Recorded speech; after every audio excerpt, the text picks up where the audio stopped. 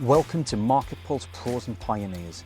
Each week, I talk with industry leaders on both marketing and entrepreneurship and business to find out all about their wins and failures in marketing right now. We'll hear all about successes and wins and what's fallen flat so that you can take that knowledge and implement it.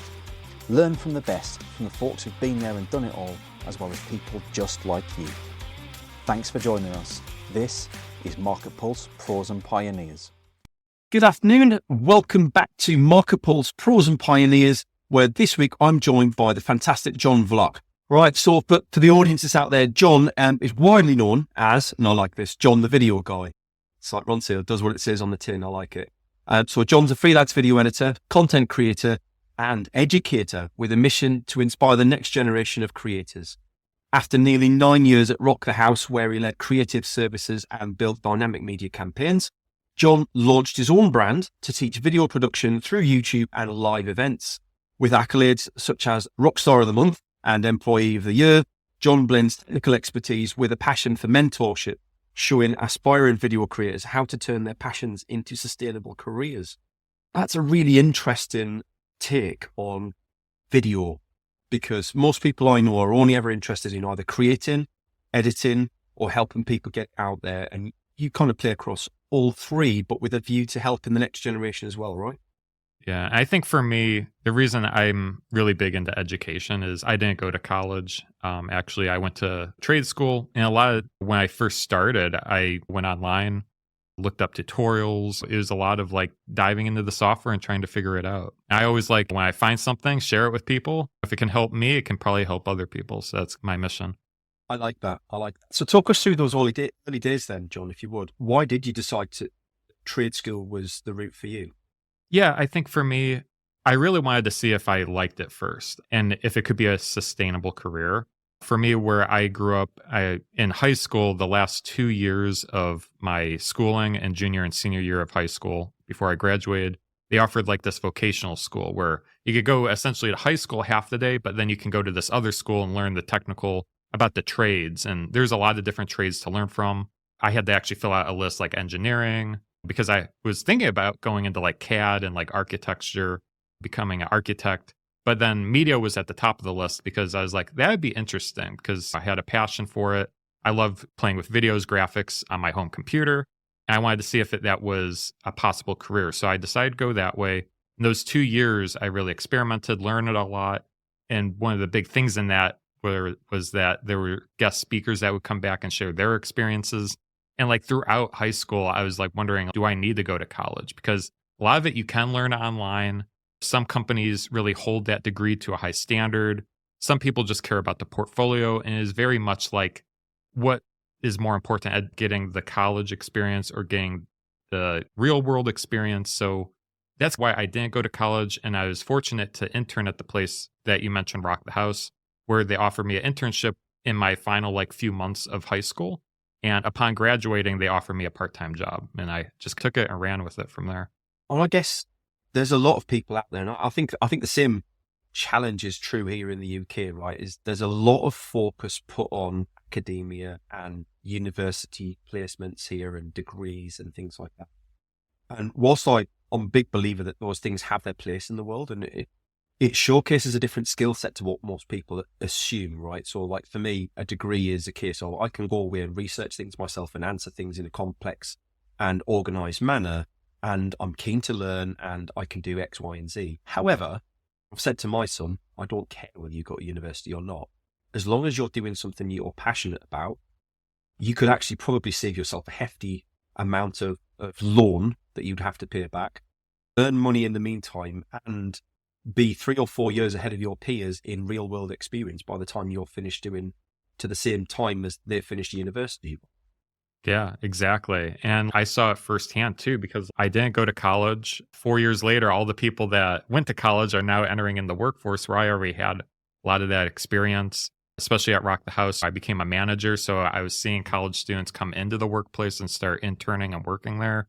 And there's that difference that kind of, I don't know how to describe it. It's more, I feel like for me, I had more of a grit. I wasn't afraid to dive into the software, to take some risks, break something before, get my hands dirty with video and creating stuff. Where I think college, it's great, I think, to get the degree for structured learning, but to really, dive deep in creativity, I think it lacks a lot in that area. How have you seen video change since obviously you started working with it, like, early days at home and messed about with video at home? What would you say have been the big developments in video between then and now? So there's been a lot, right? Let's be fair. I mean, it's essentially the same medium, but it's changed dramatically. So what's your view on that? Yeah, it's interesting because I got asked this question a few times before, and it is such a big difference because when I first learned video, we didn't have access to a lot of the AI tools, a lot of the shortcuts and different extensions that make editing videos or creating videos a lot easy. You almost had to figure it out as you went. A lot of my first projects when I was at home was like try to make something explode or how to do an effect or something, and trying to figure that out. You really had to experiment a lot. And I think the way video has evolved is a lot of things are already given to you. If you want like an explosion or an effect or to auto edit something for you, you can just click a button and it automatically does that. So I think the difference when it comes to video production, there's a lot of time-saving tools today, which is great. But the drawback of that is we forget how to create something from scratch, or maybe if a problem arises, how to troubleshoot and know how to work the software really through and through to get like a specific result. It's almost like the car industry. It's like being a mechanic where you know like all the ins and outs of the car, but then you have a computer that can diagnose and just spit out, okay, this is the problem. You know what I mean? So if one day your laptop's not working, right? You still need to be able to diagnose the car. Yep. Exactly. Yeah. It's what if the AI feature doesn't work and it doesn't auto edit your video for you? What are you going to do? And it happens. I can tell you it happens. So why then leave the career that you had at Rock the House and set out on your own? What was the turning point for you that made you just kind of realize that now's the time? Yeah, I think for me, what I came to realize, especially during the pandemic, is you could be the best of the best in your career in a position as an employee.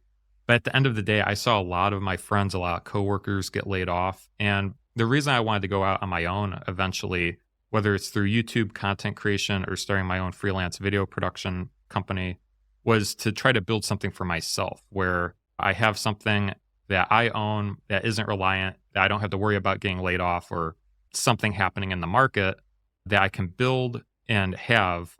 And that's why I really leaned into that, especially coming out of the pandemic. I was like, okay, let's start a YouTube channel. Let's try to create some passive income just as a safety net, I'm in. And eventually it grew and I got to a place where I felt comfortable enough to leave. And when I look back at my time at Rock the House, I think I pretty much done everything. I started as an intern, grew to a full-time employee, been there for 9 years, became a manager, started to lead different teams in marketing and creative services. Other video editors were coming in.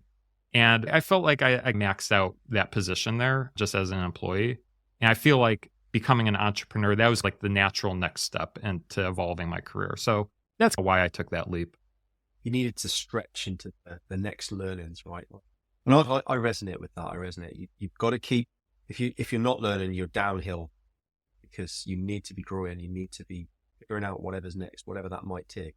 I think it takes a brave person to start their own business. I would say I was brave, maybe stupid at the time, but I look at other people and I just think, you know what? So genuine credit. You've left a stable career that you probably enjoyed. You don't stay somewhere 9 years if you don't have, moments of enjoyment, but then to go off and do your own thing and then make a success of it is, that's an achievement. It's incredible. What made you focus so much on the teaching side of things? But nearly all of your content out there on YouTube is a how-to guide, and what I like about it is it's usually more detailed and more specific than a lot of the guides that I see out there. Is here's how you create a video with Adobe Premiere, and it's a really sped up version that doesn't really teach you anything. Yours tends to be, well, here's how you use this bit to do this thing here. And I like that because it's really I can take that lesson and apply it over here or over there, and I can refer back to it when I need to. What led you down that teaching path? Yeah, I think honestly it stems back from my early upbringing of learning video, trying to figure things out on my own. I feel like there is so much content out there, like you said, that's just like, here's how to do this. But a lot of my content, especially my earlier content, is like how to do something very specific in the software. And I think there is a big gap where there's not a lot of tutorials going over specific things like that.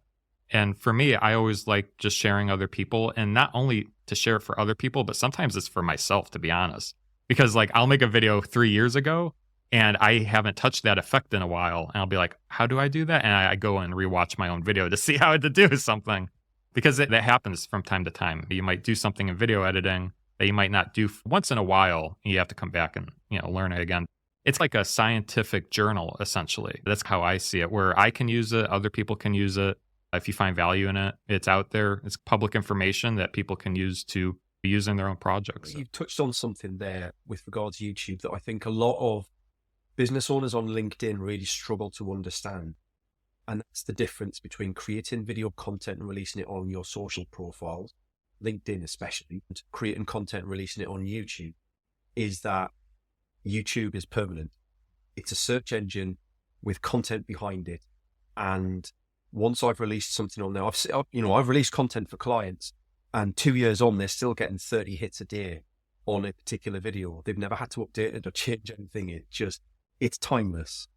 If you want to create content that your clients will find over and over, or your potential clients, or, people who work with you can consume over and over again, it needs to go on YouTube, because it's social media. It's gone in 48, 72 hours, maybe a week if you're lucky. Yeah, exactly. YouTube's evergreen, especially if it's searchable. You can type in something and it just pops up. There's different techniques, obviously, you can learn to try to get better in ranking when it comes to search-related content. But yeah, at the end of the day, it's always going to be up there with LinkedIn and a lot of the other social media platforms. It might be up there for a week or so, and then it disappears in the feed. So your mission is to inspire others through video and design. So do you want to kind of talk us through how that mission drives your business decisions and maybe client relationships?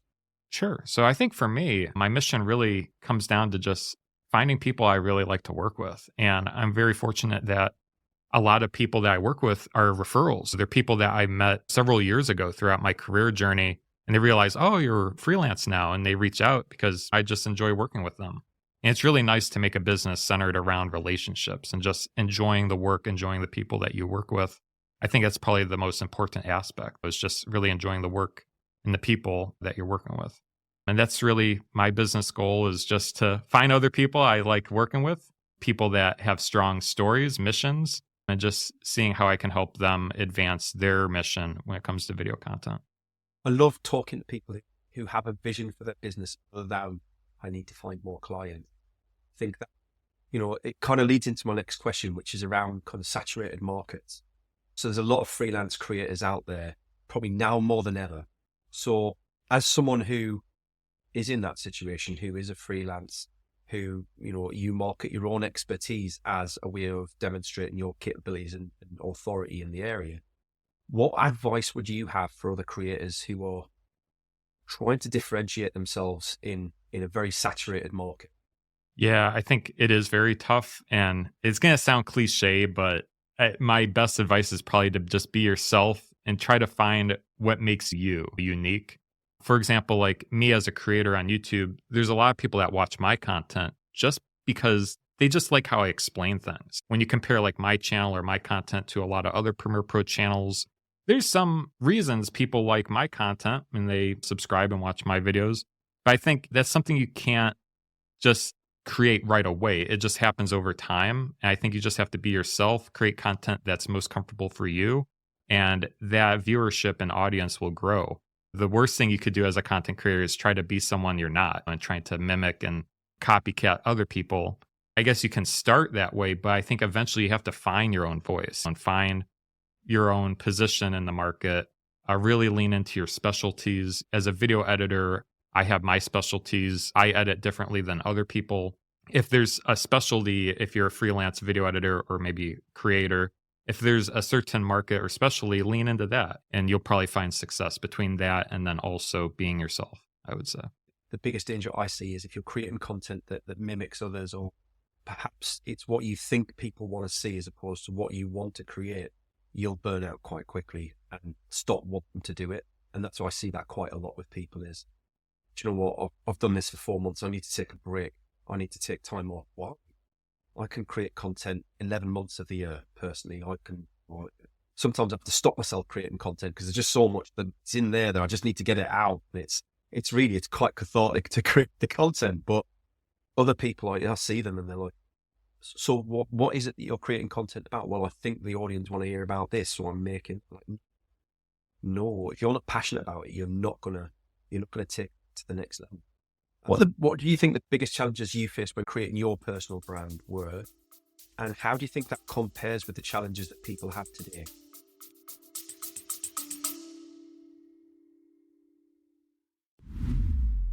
Special shout out in today's episode for our charity partners, ADHD Liberty, led by Sarah Templeton, who are part of the fight to prevent the school to prison pipeline for ADHD and neurodiverse individuals. If you'd like to find out more, you can visit them. The show links are in the notes below, and I would encourage you to go along and have a look and educate yourself on their fight. It's an incredibly important cause, and we're super proud to have them as charity partners for the MarketPulse Pros and Pioneers podcast. Thank you. Enjoy the rest of your episode.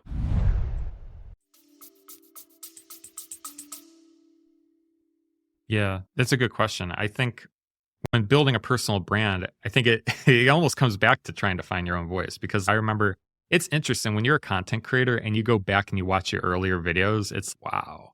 Like, what was I doing back then? I was so awkward and I was trying to be someone else. Or I saw another creator and I was like, just like the mannerisms and like the way you approach the content, you can see it. And I think over time, just trying to be yourself, like I said earlier, but I think that's probably the biggest struggle is trying to be comfortable on camera, being yourself, delivering content that you're passionate about, like you said, because you have to pick a topic and something that you're passionate about. Otherwise, you go in it for a few years, you're going to eventually burn out because you're not into it. You don't feel like making videos and content.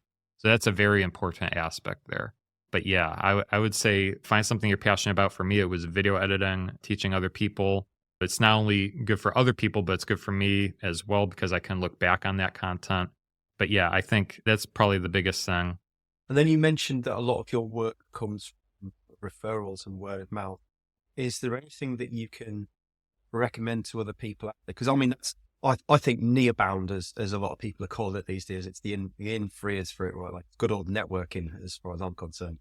Like it's probably more important in 2025 than it ever has been, and I think the world's only getting smaller thanks to COVID. Partly, I'm not saying that everything that came out of COVID was a bad thing, but what are some of the tactics and strategies that you use to kind of help get that extra 10% out of the word of mouth and referrals? How do you make it easy for people to refer people into you? Yeah, I can definitely speak to this, especially being a content creator. I think it can really be great for your business because you position yourself as a industry expert. You know what I mean? So when people watch my content, they're like, oh, this guy video edits. They see all my videos. It's proof of work. It's not like I'm just this random video editor trying to get a gig or a job. They can see the experience. They can see the videos, and it makes those leads very warm because by the time they reach out to me, they've already watched a few of my videos. They got to know me. They got to probably like me. They probably wouldn't reach out if they didn't like me at that point. But it makes those leads very warm where they're already in a position to be like, yeah, I saw your videos. You're an expert. I have this issue or I have this video I want to make. How can you help? And all you have to do on your end is be like, how can I help you today? It's a very easy sales transition to close that possible client. So I think making content is gold for businesses because it makes lead generation very easy when it comes to referrals. Essentially, content creation is like a referral machine because people they see the content that you're creating and they get to know, like you, trust you, and then they reach out if they need a video. So it's definitely very beneficial for referrals. And when it comes to outside of content creation, we talked about it a little bit before. Over the 9 years working at a business, I made so many connections. Just keeping in contact with a lot of those people is very beneficial because you never know, someone might get married. They might reach out and want a wedding videographer, or someone might have a client looking for a video. So it's very beneficial just keeping in communication with all those people. And LinkedIn is a great way to do that. I got a lot of referrals on LinkedIn this past year. So it sounds, and I know the truth of this, like a lot of what you've said there links to having a strong strategy behind your content in the first place, and not just kind of creating things because you can create them, but creating them to a specific end goal. What's your advice to people on the balance between having that strategy and actually getting things out there? Because I know a lot of people that will procrastinate until the end of time because they need a strategy and never actually release anything. And likewise, I know people that release things have no strategy whatsoever. I think it's not. Yeah, I think it's important to have the strategy, but I think a good rule of thumb is to have the strategy first, to know who your target audience is or your buyer, whoever you're trying to reach to, and just come up with a list of questions, problems that they might have. And then you can just make videos based on that, to be honest. Small nuggets, small videos that slowly solve people's problems can be a great way to focus on your target audience. It makes content creation a lot easier when you're a possible client that might have problems that you can solve for them. So for me, since I'm a video editor, I know other video editors struggle with different things in the software, so I'll make videos about how to solve that. So it makes content creation easy. And also the experience factor of I'm day after day, I'm in the editing software. So if I run across something that pops up, I'm like, oh, that would make a good video. So I think if you're in a position like that where you live and breathe the content, it makes it easier to make content, essentially. You're almost finding inspiration from the everyday things that you do. Most people would probably just brush over, right? So I fixed that problem, now I'm going to move on. And your thought process jumped to, whoa, hang on, I just fixed the problem, fine. But actually, if I come across that problem, how many other people are dealing with that? And actually nobody's making any content about that to help fix the problem. I think that branches out no matter what business you're in. I think that is true. I think that's incredibly true. And I think that's really, really important for people to get their head around. Aside from the fact that every video that people watch, it's kind of like having a paid person sat behind someone going, this guy's next. Like, that's what it does. People don't think about that at the time. They just watch your video and right, great. I know my son's got expert Minecraft creators that he watches on YouTube, right? It's the same thing. If I ask him, he knows who he would go to help him with a Minecraft build. And all he does is sit and watch them building videos. What's next for you this year then? What's your big focus in 2025? Yeah, I think the big focus for me is to continue making content that I enjoy making, helping people, but also really lean into people's stories. I think this past year, I got a little fatigued with tutorial content. So what I did is I relaunched my podcast. It's called the Post Show Podcast, where I interview other video editors. And I just love talking to people, listening to other people's stories, and really go off of that. I think there's a need, especially in today's economy, today's world, just real conversations with people listening to the stories and the struggles, the triumphs of a creator's journey. And that's what I really want to do, is focus on the conversation. So I restart my podcast, making more real content, I would say, focus more on my personality, more story, like I said. But that, and from a content creation perspective, that's my goal this year. And then from a business standpoint, I would say continue working with people I enjoy. I think at the end of the day, when I think of scaling a business, I'm not really in it to make like millions and millions of dollars. I just want to, live a simple, happy life, make videos, work with people I enjoy. And really, that's my goal at the end of the day. Life's too short to have bad clients. I agree. Yes. And I think we're aligned on so many things. And that's why I refocused season 2 of this podcast on marketers and business owners' stories, because in season 1, we focused a lot on marketing tips and ideas and things that people were doing wrong, things that people were doing right. That's all fine and great, and there's the place for that. But what underpins it all is people care far more about the story of the person who we're talking to and why they do what they do. And the irony is that people don't realize how intrinsic that is to the marketing. It's like your story leads to your why you do what you do. And it's not for money, it's not for status, it's power, it's none of those things. It's the little things that get you up at 5 a.m, crazy excited to do something for work. That's what the why is all about.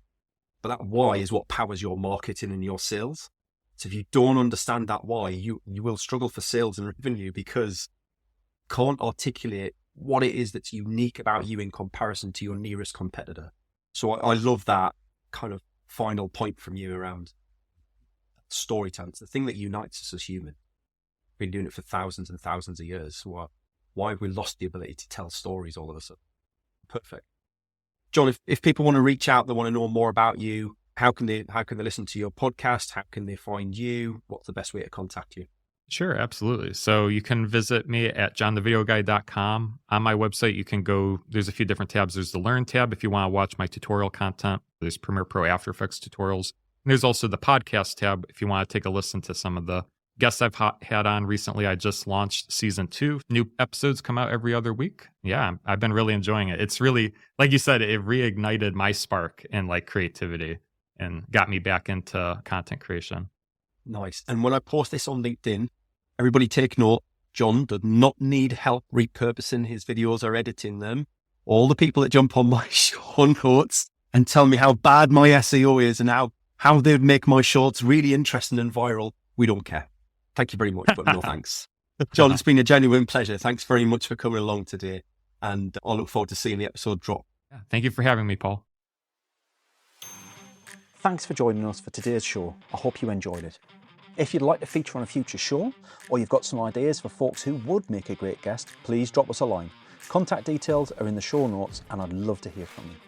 Your host today was me, Paul Banks, founder at Javelin Content Management. Here at Javelin, we specialise in helping busy business owners just like you to repurpose video content, taking all the stress and tech problems away and turning your long-form video into literally hundreds of pieces of content without breaking the bank. We describe it as getting ideas out of your head into video and out to your socials. If you want to launch your personal brand, become the vendor of choice for your audience, or maximise your sales revenue impact, we'd love to hear from you. Join us next Wednesday for the next episode, and don't forget to subscribe and give us a review. Our podcast is only possible with your continued support.